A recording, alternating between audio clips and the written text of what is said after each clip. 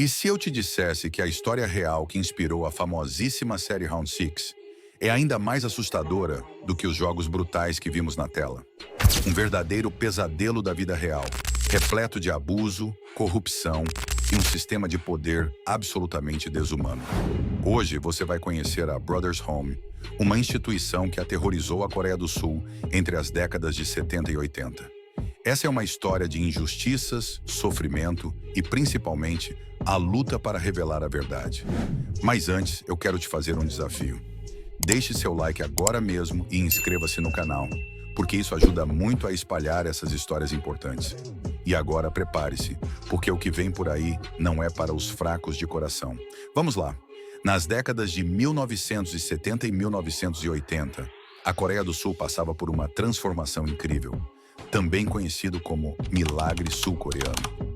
De um país devastado pela Guerra das Coreias, ela emergia como um milagre econômico.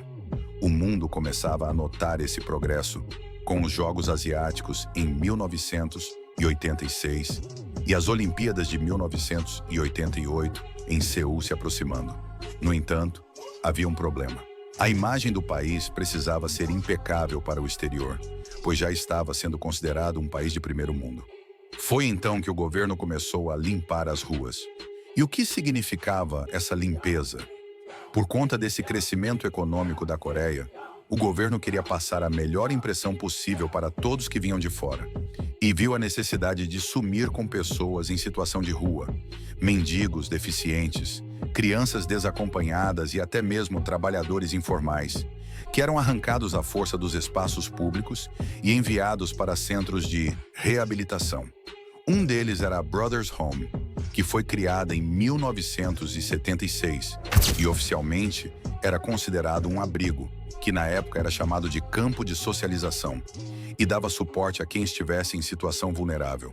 A pessoa que morasse na rua, estivesse passando fome e precisava de uma ajuda do governo, ia então até esse abrigo, que era um local de ajuda para ter uma casa, comida, mas a realidade estava muito longe disso. Localizada em Busan, a Brothers Home funcionava como um verdadeiro campo de concentração. Menos de 10% das pessoas detidas ali eram realmente sem teto, ou seja, mais de 90% de quem estava no abrigo foi sequestrado e foi parar lá. Adultos e crianças iam para o local em busca de ajuda, mas vários também eram levados à força. Por muitas e muitas vezes, várias crianças voltando da escola, vendedores ambulantes e até quem simplesmente esqueceu o documento em casa, qualquer um que eles achavam que poluía a imagem da cidade, podiam acabar sendo levados para lá. Para chegar na Brothers Home, era utilizado um ônibus azul que estava escrito transporte, e todo mundo, só de bater o olho, já sabia para onde o ônibus ia. Na época, todos concordavam com a ideia, pois achavam que era algo positivo que o governo estava fazendo, ajudando, entre aspas, as pessoas que estavam necessitando. Ao chegar na Brothers Home, as pessoas perdiam suas identidades, ou seja, perdiam seus nomes. Ganhavam um número, um uniforme de tactel, assim como a da série Round Six, mas na cor azul e a obrigação de trabalhar como escravos. E isso era apenas o começo. Os relatos são chocantes. Vão de torturas, abusos sexuais e até mortes faziam parte da rotina. No local, os policiais tinham a liberdade de exercer seu poder da forma mais criativa que pensassem. Seja jogando água na sua cara e você acabaria afogando. Em vários e vários casos, os presos eram forçados a participar de jogos macabros, onde a sua sobrevivência era decidida de forma brutal pelos policiais. Por exemplo, escolhiam X quantidade de pessoas e os, entre aspas, jogadores, ficariam todos de pé. Quem ficasse mais tempo em pé, ficava vivo. E o resto? Não preciso nem dizer o que acontecia, né? Eu me mexi! E aí, te lembra alguma coisa? Uma das testemunhas que também sobreviveu, o Han Jong-sung, deu uma entrevista para a CNN contando sobre a sua história de 30 anos atrás. Quando ele tinha 8 anos, estava em viagem com a sua família em 1984, estava ele, seu pai e a irmã de 10 anos. O pai precisava resolver alguns assuntos do trabalho e deixou Han e sua irmã na polícia, esperando, até que ele terminasse tudo o que precisava fazer. Mas quando seu pai retornou na polícia, as crianças não estavam mais lá. Sim, isso mesmo. Eles foram levados para a Brothers Home. Quando os dois estavam na delegacia, um ônibus passou ali e eles foram obrigados a entrar. Ambos primeiramente se recusaram a ir, pois estavam esperando seu pai retornar, mas eles foram espancados. Han Jong-sun até contou que ficou alguns dias sem conseguir comer direito, pois seu rosto estava todo inchado e cheio de sangue. Assim que chegou, viu 4 pessoas serem espancadas até a morte como aviso. Depois disso, resolveu se adaptar ao local para sobreviver. Além disso, havia um esconderijo de corpos em um cemitério clandestino atrás de uma igreja. Era um sistema meticulosamente calculado para garantir que quase ninguém saísse vivo ou contasse o que viu. Mas como algo assim permaneceu escondido por tanto tempo? O motivo é assustador: cumplicidade do governo. Uma carta escrita pelo próprio presidente em 1981 ordenava a repressão severa de moradores de rua.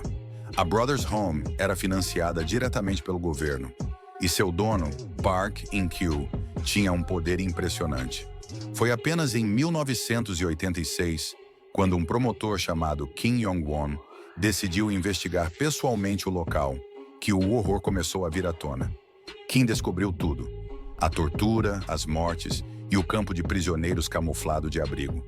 Mesmo assim, ele enfrentou pressões gigantescas para encerrar a investigação. Park In-kyu foi condenado a 2 anos e meio de prisão. 2 anos e meio, um absurdo considerando o tamanho das atrocidades cometidas. Para as vítimas, no entanto, a sentença foi um tapa na cara. Muitos sobreviventes carregaram traumas irreversíveis. Algumas testemunhas, inclusive, acabaram tirando as próprias vidas, incapazes de lidar com o que viveram. Somente em 2022, o governo sul-coreano publicou um relatório oficial confirmando que pelo menos 657 pessoas morreram na Brothers Home. Finalmente, o governo militar da época foi responsabilizado, ainda que as dores das vítimas nunca pudessem ser reparadas. Agora, você pode estar se perguntando: essa história realmente inspirou Round 6? Oficialmente, o criador Hwang Dong-hyuk afirmou que sua inspiração veio de animes e mangás como Battle Royale. Mas é inegável que as semelhanças são impressionantes. O uniforme azul, o uso de números em vez de nomes e até a liderança com autoridade total. É difícil acreditar que essa história não tenha, pelo menos, cruzado o caminho do criador. Essa é uma história real que prova que, muitas vezes, a realidade pode ser mais assustadora do que a ficção. E é nosso dever relembrar essas tragédias para que elas nunca se repitam. Se você gostou desse conteúdo, deixe o seu like e inscreva-se no canal. Tem muito mais histórias como essa vindo por aí, e eu garanto que você não vai querer perder. Até a próxima!